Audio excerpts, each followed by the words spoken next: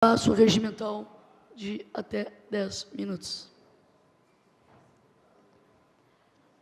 Senhora Presidente, colegas vereadores e ao público aqui presente, tenho repetido que a nossa fala ela acaba sendo envolvida pelos temas que nos antecedem. Nesse sentido, objetivamente, quero dizer que a problemática do cemitério municipal, tenho certeza, vem desde o tempo que o colega Daniel Diniz era secretário de obras. Vem desde muito tempo a problemática no cemitério municipal. Nós temos que resolver. Uma coisa eu posso afirmar, ninguém mais vende de forma irregular lote no cemitério. Não há corrupção na administração do cemitério municipal. E isso tem que ser elogiado por este governo Jorge Pozzobon. Efetivamente, nós esperamos e eu confio que tenhamos uma boa condução na administração deste espaço, que deve ser de paz, de segurança, eu diria de fraternidade, de amabilidade.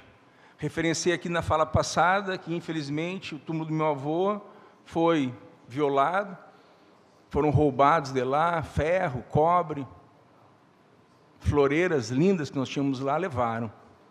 Antes do governo Jorge Pozzobon. Não vou fazer aqui sensacionalismo em relação a uma deficiência que deve, espero, ser solucionada. Mas quero aqui também fazer justiça, porque na minha fala anterior, e percebam na terça passada, porque na quinta abri mão da fala. Sim, a Páscoa nos conduz a abdicarmos de algo que nós gostamos muito. Alguns não comem carne na sexta-feira, me filio a estes, eu abri mão da fala, que para mim é um sacrifício. Hoje volto a falar. Mas na terça destaquei 2 ministros da importância do governo Bolsonaro, e não sou aqui um fiel defensor do Bolsonaro, mas destaquei a importância de Paulo Guedes e a importância do ministro que referenciei aqui, que tem desenvolvido um bom trabalho, na minha leitura, mas não destaquei o ministro Onyx Lorenzoni. E quero aqui fazer justiça ao trabalho do ministro Onyx Lorenzoni. A respeitabilidade da Casa Civil, a partir deste nome, que é o ministro Onyx Lorenzoni. Sérgio Moro, Paulo Guedes, Onyx Lorenzoni. Temos um trio de ouro neste ministério.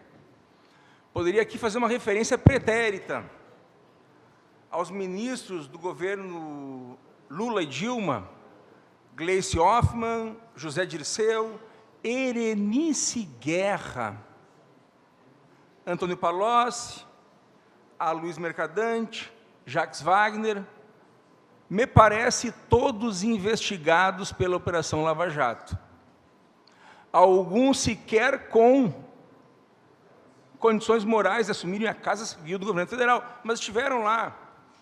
Então, quero enaltecer um resgate de uma credibilidade moral a partir do ministro Onyx Lorenzoni, gaúcho, e nós sabemos da importância dele na condução dos rumos do nosso país. A primeira correção da fala anterior é esta.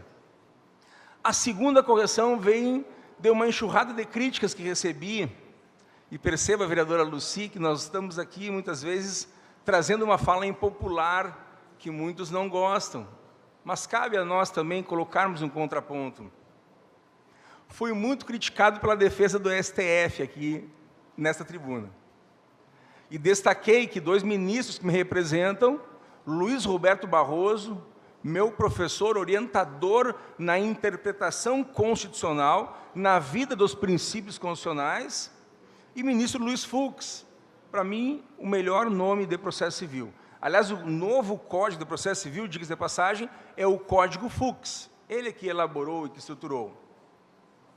Mas teriam tantos outros, como Hermes Lima, Victor Nunes Leal, Orozimbo Nonato, Paulo Brossar, Carlos Aires Brito, Thompson Flores, Nery da Silveira, Celso de Mello, Maurício Correia, Carmen Lúcia, que há pouco foi presidente, que inclusive ela, ao ser questionada por um ministro do STF, a senhora prefere ser chamada de presidente ou presidenta? E ela disse, presidente. ministra Carmen Lúcia, filiada ao Partido dos Trabalhadores, tem uma contribuição política significativa em Minas Gerais. Mas percebam, a minha defesa, ela vincula-se à ideia do Poder Judiciário.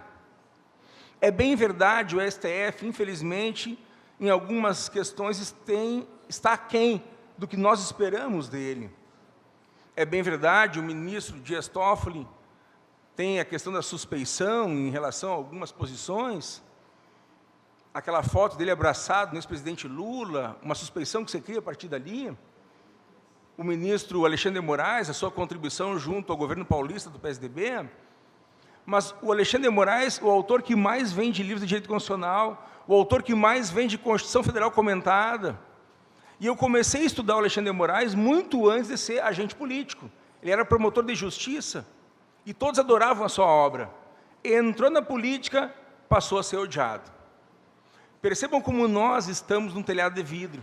Quando nós assumimos uma posição, uma contribuição com o Estado, e o Alexandre de Moraes assumiu uma contribuição com o Estado de São Paulo, passou a ser vitrine. Agora, a importância do Poder Judiciário. A quem interessa a fragilidade do Poder Judiciário? A fragilidade do STF. O autoritarismo, o totalitarismo, regimes de exceção, não querem um Poder Judiciário independente, autônomo.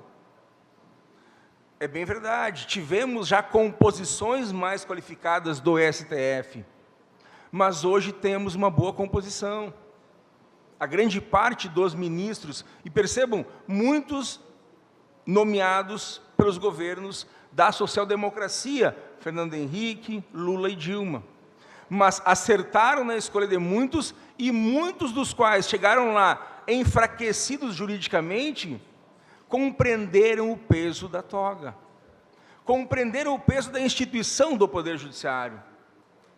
Quando os nossos direitos principais de liberdade, igualdade, fraternidade, intimidade, estão sendo violados ou ameaçados, é o Poder Judiciário que nós nos socorremos. Então, quero dizer que tenho, sim, críticas a serem feitas ao STF, pontuais frente a alguns julgamentos.